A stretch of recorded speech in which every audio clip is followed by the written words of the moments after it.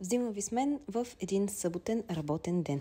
Започваме сутринта с закуска, а след това стягам багажа на голямото дете, което отива на село, за да мога аз да свърша някои неща днес. Пускам бърза пералня и сушилня, не са първите, нито последните за деня и продължаваме след това с бързо хранене на бебето, 5 глътки кафе, защото няма време за повече и излизам.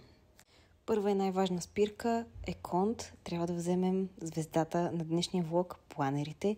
Тук решавам, че е много умно да си оставя телефона в багажника, но стои там и снима 20 минути, защото опашката беше огромна. Идвам само с един кашон, другите ще пристигнат след малко, но направо отиваме да разтоварваме.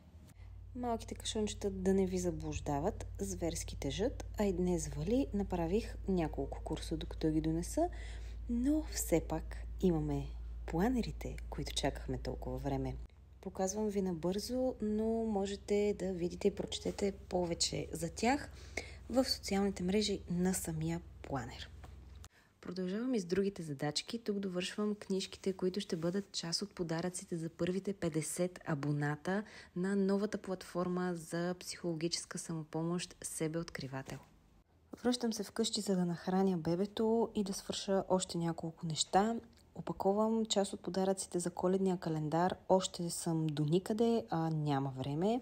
Сгъвам малко пране, докато малкия спи, за да мога да го нахраня още един път преди да изляза. Връщам се пак в школата, защото оставих нещата недовършени. Разопаковам един кашон, но ще ви спестя кадрите как се мъча да отворя с една ръка и с детска ножичка. Събирам си някои неща, за да си довърша работата вкъщи и ако не познавате кралицата на разхвърлянето, то това съм аз. За 3,5 секунди мога да сътворя всичко това. Обратно в колата и финално към къщи за края на деня. Ако се реже месо, котенцето винаги пристига, за да си хапне малко. И приключваме днешния влог с звездата на деня, а именно нашия психологически планер, за който работихме доста време и най-накрая е при нас. Повече за него можете да прочетете на сайта и за финал ви черпя с един цитат от него. Чао!